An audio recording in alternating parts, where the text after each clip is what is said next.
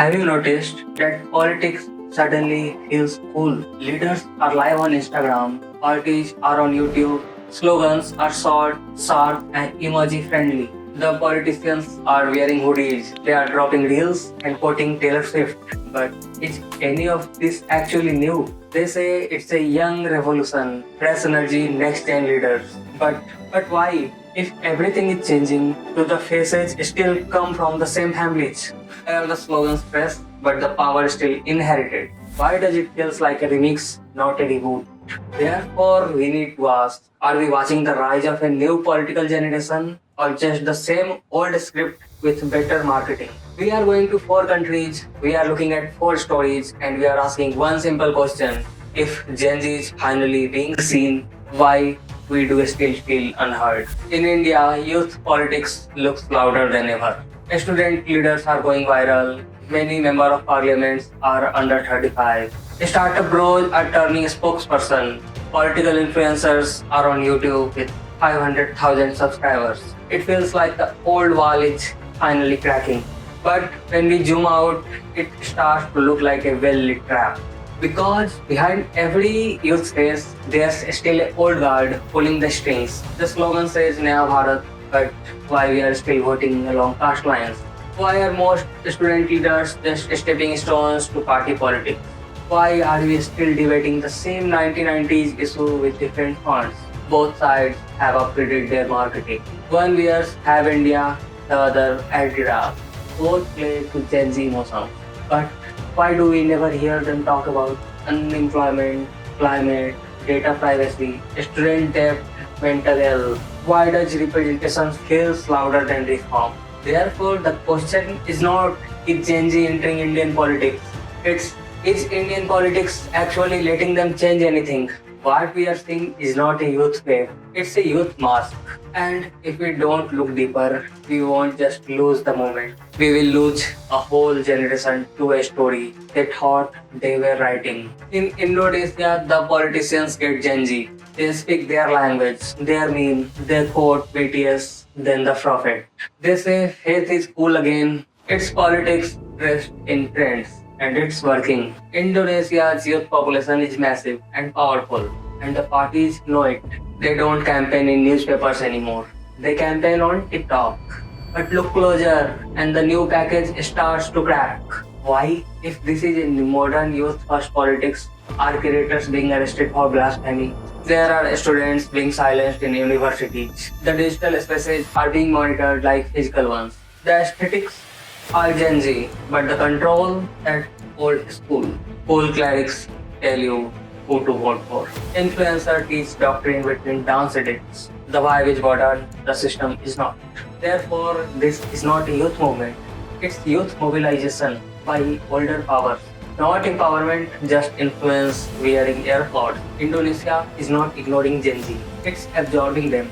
And if we cannot tell the difference between representation and redirection, we will keep being tools in a machine we thought we are reshaping. Moving to Thailand, there Gen Z did not wait for permission. They brought revolution to the street. Memes turned into movement. Talks become protest tool. Animated carried rage. It was not politics as usual. It was protest as pop culture. But this was not just noise. It was real. They challenged taboo, they questioned monarchy, they demanded charge out loud in public.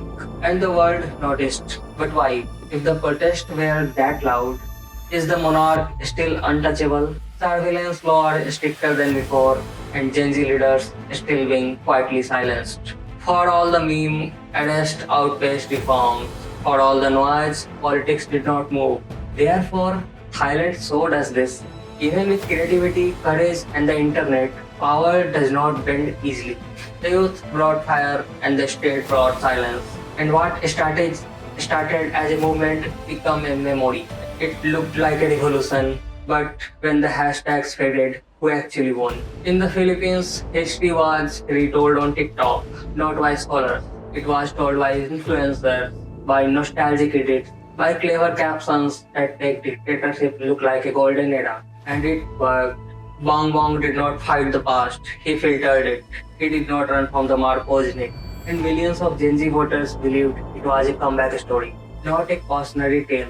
But the Marcos era was not golden, it was blood-stained.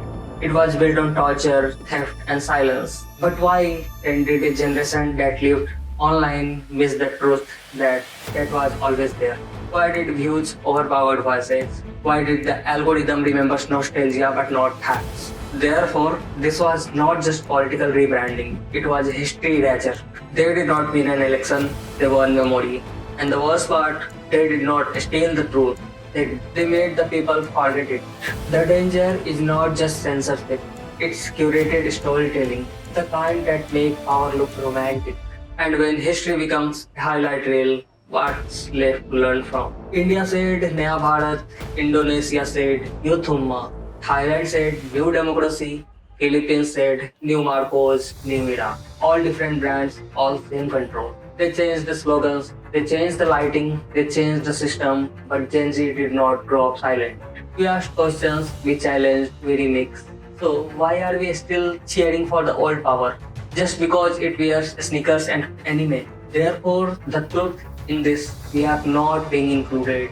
We are being marketed to. We are not being empowered. We are being positioned carefully, emotionally, and algorithmically. The packaging changed, the script did not. But not everyone is clapping. Some Gen Z voters are switching off the reels. Some are fact checking, organizing, translating, resisting quietly, creatively, and consistently. In India, it's in the form of alternate newsroom. In Indonesia, podcast networks are rising. In Thailand, it's underground blogs. In Philippines, history teachers uploading banned materials for free. But they don't trend, they don't go viral, they don't have a party budget or deal. So why are they doing it? Because not all of us want fame. Some just want freedom, some just want to understand, some want to reveal from the mass. Therefore, the real movement might not be televised, it might not have hashtags, but it's happening. In whispers, in flies, in 3 a.m. conversations, in people who still believe in better, not just newer. We have seen the campaigns, we have heard the slogans, we have shared the reels, we have believed in packaging. But now we know the names changed, the clothes changed, the platform changed, the power did not. So here's the question, not for politicians, but for us. Are we choosing or are we just being chosen by the algorithm? Are we participating or just reacting to the most shareable speech? Do we want politics that represent us or politics that performs for us? We are the most connected generation in history. We know the meme, we feel the irony, but now we also know the pattern. Therefore, what will we do next time? The type of videos we are doing on Edited TV, if you feel it can be of your use in your business, your startup, feel free to contact me on my WhatsApp number provided in description.